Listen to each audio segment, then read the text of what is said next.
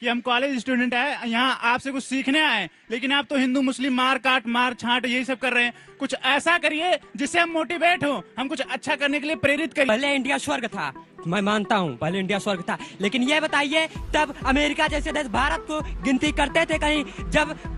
जब भारत का कोई प्रधानमंत्री फोटो शूट में जाता था तो पीछे खड़ा होता था, और आज देखिए प्रधानमंत्री मोदी जब जाते हैं फोटो शूट में सीना तान के आगे खड़े होते हैं। मैं पूछता हूँ तब जरूरत है। कांग्रेस के प्रवक्ता अखिलेश जी ये बताएं, खालिस्तान के आतंकवाद से कांग्रेस के प्रधानमंत्री खत्म हुई, उन खालिस्तानियों के समर्थन करते हुए शर्म नहीं आता है आपको? अपने भारत के कमजोर राष्ट्राध्यक्ष की बात कर रहे हैं, भारत का प्रधानमंत्री क्यों नहीं सख्त कदम उठा रहा है?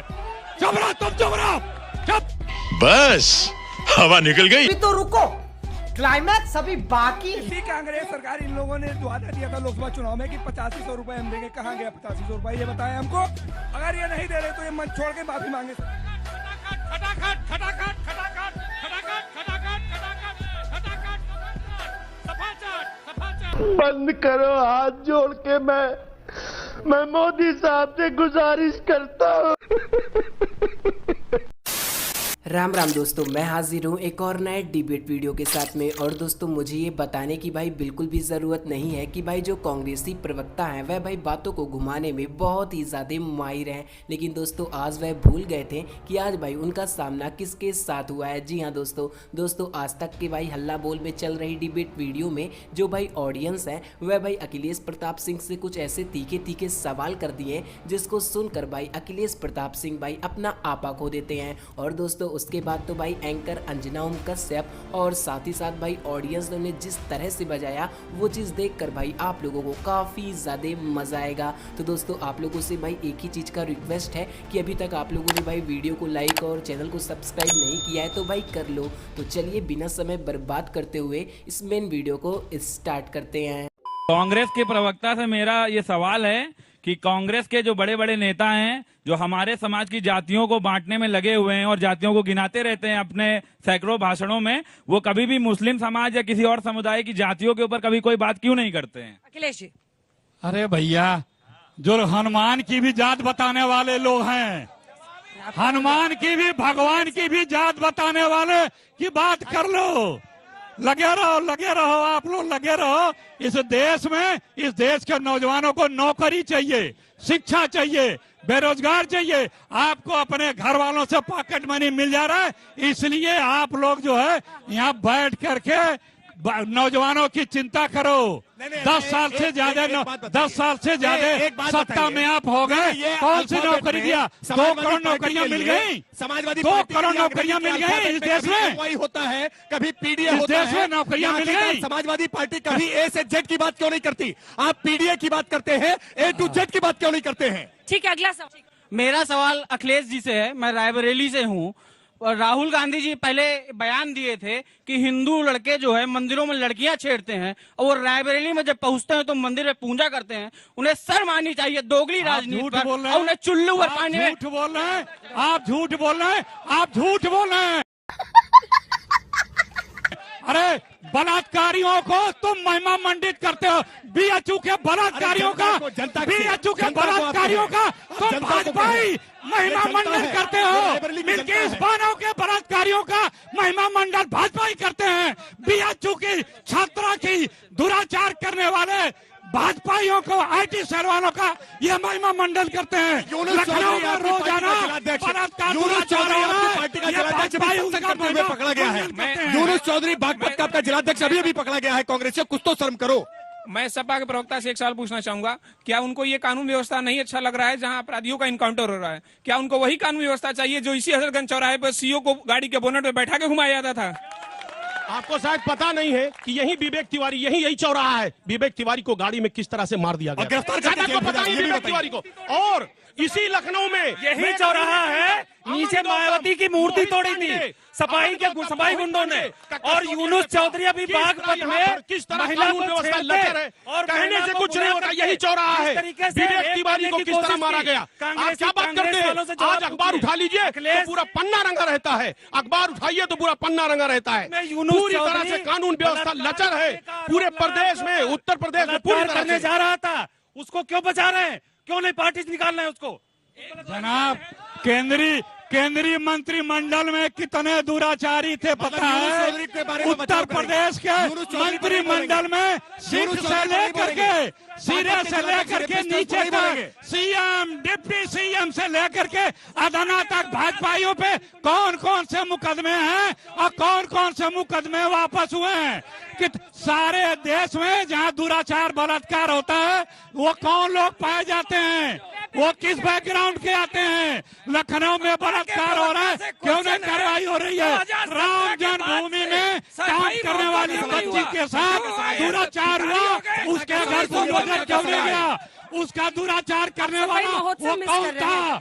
अयोध्या में जो दुराचार हुआ। मेरा प्रश्न सभी लोगों से सुनिए, मेरा प्रश्न सभी लोगों से ये है कि हम कॉलेज स्टूडेंट है, यहाँ आपसे कुछ सीखने आए, लेकिन आप तो हिंदू मुस्लिम मार काट मार छाट यही सब कर रहे हैं। कुछ ऐसा करिए जिससे हम मोटिवेट हो, हम कुछ अच्छा करने के लिए प्रेरित करिए, बस हमारा प्रश्न ही है। मैम, यहाँ तो मार काट की बात हो रही है, हम कुछ अच्छा सुनना चाह रहे हैं। आप सब लोग मिलके बताइए, आप स्टूडेंट के लिए आपका प्लान क्या है? सब अपने आप को अच्छा बताते हैं तो प्रूव करिए, प्लान बता के उसको दिखाइए। पूछते हैं प्लान, अभी देखते हैं कौन बोलेगा अपने प्लान पे। आइए मेरे साथ रहिए, अभी देखिए एक एक करके पूछूंगी।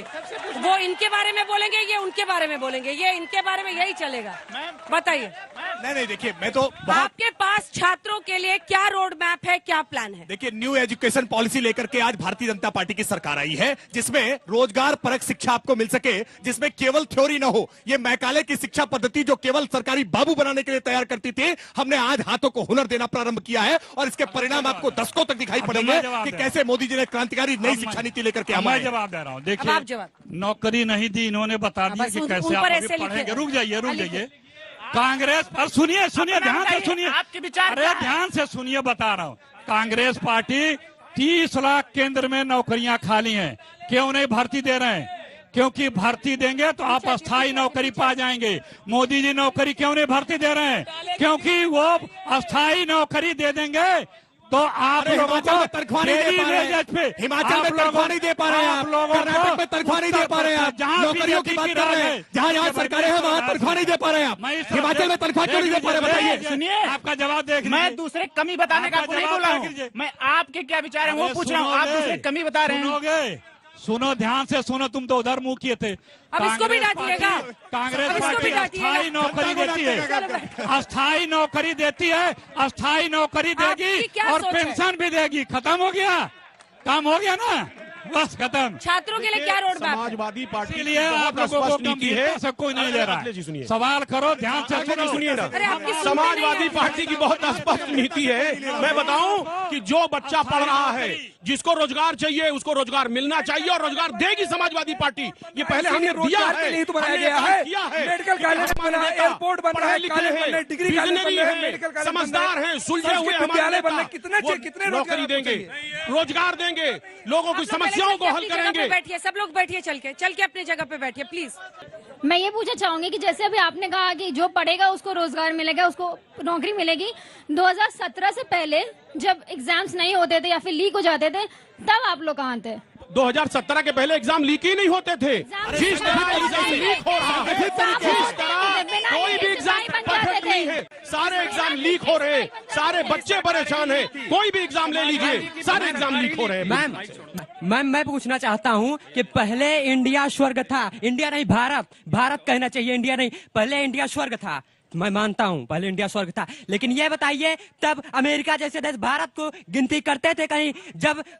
जब भारत का कोई प्रधानमंत्री फोटो शूट में जाता था तो पीछे खड़ा होता था, और आज देखिए प्रधानमंत्री मोदी जब जाते हैं फोटो शूट में सीना तान के आगे खड़े होते हैं। मैं पूछता हूँ तब स्वर्ग था या पहले इससे ज्यादा था, लेकिन इवेंट मैनेजमेंट नहीं था, मीडिया मैनेजमेंट नहीं था, इससे ज्यादा होता था, लेकिन इस तरह कैमरा लेकर के फोटोग्राफी नहीं होती थी पहले। किसने सवाल किया था भैया, किसने सवाल किया था? अब उसको क्या चिन्हित करेंगे? आप सुनिए, आपको जानकारी नहीं होगी, अमेरिका में हमारे NSA साहब ढूंढे जा रहे हैं।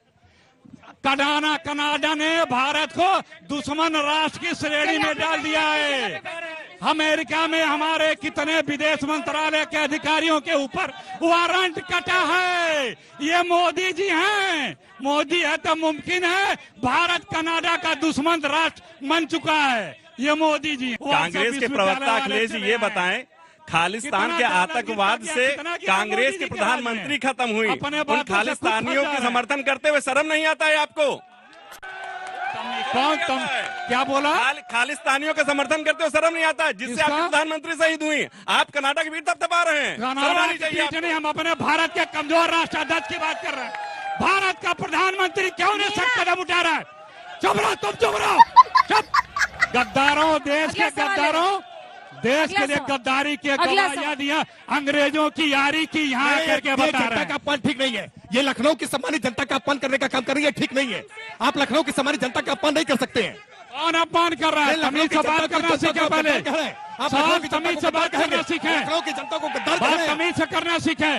सब लखनऊ का ही है, कोई आपके लिए लखनऊ की तहसील है। पाकिस्तान आप से लखनऊ में इस तरह की बात कर रहे हैं। हर कोई हिंदुस्तानी है। अरे इधर देखिए प्लीज, एक सेकंड। मेरा सवाल माननीय अखिलेश जी से है। जी, यूपी में कांग्रेस का कोई फ्यूचर तो है नहीं, ना उनकी सीट है, गठबंधन करके आगे बढ़ते हैं, तो हम आप पे भरोसा क्यों करें? देखिए, संख्या बल में हम कम हो सकते हैं, लेकिन इस देश की आवाज कांग्रेस पार्टी है। इस देश के मुद्दे उठाने वाले कांग्रेस पार्टी है। इस देश को आजादी से लेकर के आज तक विश्व में महाशक्ति बनाने वाली कांग्रेस पार्टी है। कर्जदार एक बच्चे दुनिया एक शताब्दी का सबसे ज्यादा जो है बेरोजगारी बीजेपी के हुकूमत में आई है। सबसे ह्यूम ने कांग्रेस बनाई थी, जिसको आप कांग्रेस आई बनाकर आए थे, आज कांग्रेस गई हो गई है।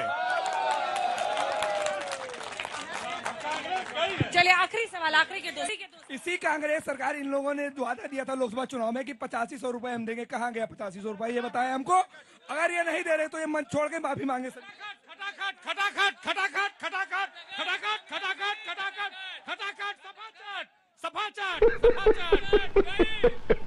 इसी तरह खुश रहो, बेरोजगारों की फौज बढ़ाते रहो। एक दिन आप लोगों को भी ये गुजरेगी। इसी के साथ शो में लखनऊ से दोस्तों आज की इस वीडियो में भाई अखिलेश प्रताप सिंह को भाई उनके करारा हार का भाई जवाब तो मिला ही मिला, और साथ ही साथ भाई ऑडियंस ने कुछ ऐसे तीखे तीखे सवाल दाग दिए जिनको भाई सुनकर अखिलेश प्रताप सिंह बुरी तरीके से बौखला जाते हैं। लेकिन दोस्तों वह भाई बौखला कर भी कुछ नहीं कर पाए, क्योंकि दोस्तों ऑडियंस के भाई ऐसे कुछ तीखे सवाल थे जिनको सुनकर भाई वह बुरी तरीके से हक्का बक्का रह गए। दोस्तों इसी के साथ भाई एंकर अंजना ओम कश्यप ने भी अखिलेश प्रताप सिंह को भी बजा डाला है। वेल दोस्तों आप लोगों का भाई इस पूरे डिबेट वीडियो पर क्या विचार है कमेंट बॉक्स में जरूर बताइएगा, और ऐसे ही मजेदार डिबेट वीडियो देखने के लिए आप लोग वीडियो को लाइक कर सकते हैं और चैनल को भी सब्सक्राइब कर सकते हैं। वेल अभी तक आप लोगों ने भाई मुझे इंस्टाग्राम पर फॉलो नहीं किया है तो भाई वहां पर भी आप लोग मुझे फॉलो कर सकते हैं। तो भाई आज के लिए बस इतना ही, मैं मिलता हूं किसी और नेक्स्ट धमाकेदार डिबेट वीडियो के साथ में। तब तक के लिए जय जय श्री राम।